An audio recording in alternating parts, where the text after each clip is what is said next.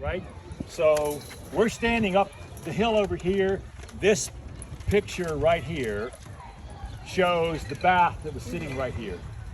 This building? This building right there stood right over there. Right over there. It was a bath house. There was nothing else there. Neptune Beach open, and there was plenty to do up there, and there was too much competition. They just shut it down. And this was the neighbor of the house there. The house that was built. Gosh, I want to say probably in the early 1870s. The guy who moved out of here to get away from everything, and then of course that didn't happen. The guy next here, the next piece of property over here, every once in a while I'll read on Twitter and Shutter when I hear that this was the entranceway to Neptune Beach. That's why those trees are there. No, they weren't. It has nothing to do with Neptune Beach. Now, if you look on your map, you'll see the last resort in the whole chain here. It says Schutzen Park. And Schutzen means marksman in German. The Germans were all very proud of themselves. In 1870, they got united under Bismarck, and they all got together. And then the bottom of the map says Schützen, and Schütze in German means to protect or to ensure. And these were the soldiers who would go out in front of a marching group of other soldiers and get on the side and make sure nobody was going to get them. See what I mean? And so they would continue on. They were called Schützen, or protectors, and then in military terminology. And then there's even a rifle they use, a special rifle, which is called a Schütze. And even today, there is a gunpowder manufacturer in Germany called Schütze. But Schutzen Park, there was now what happened was,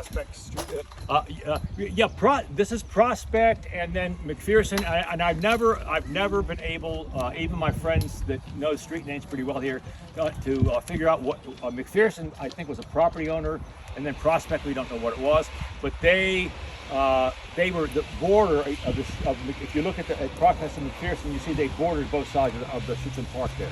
Yeah. Okay. So what happened was, they're drunk, they're rowdy, they're going around with loaded weapons. It's too much trouble, and so the guy that owned the property was held responsible for a couple things that happened. He got rid of them. All right. Now what happened was, because it was a marksman place, if you ever go to a shooting range, you'll notice there's some kind of big hill here that they shot their rifles into. Yeah. See what I mean? So there was like a somewhere along here was a bigger hill, and they're shooting from down this way. When they left, they took that bigger hill and used it as the up part of a bicycle thing, a velodrome.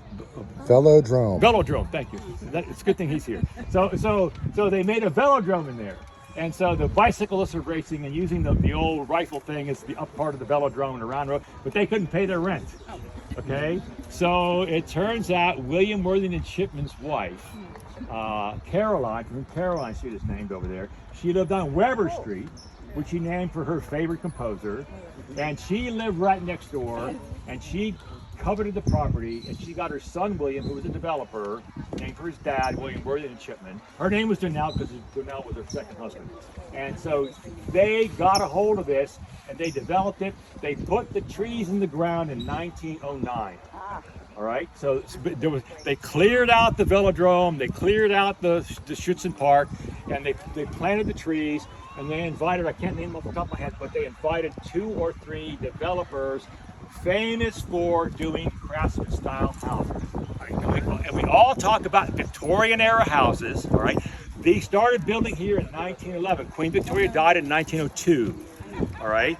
King Edward died in 1910. So it can't be Edwardian, it can't be Victorian. And so these are all craftsman style houses. And I forget which one it is. One of these is famous because it was the first house in that development to have a garage.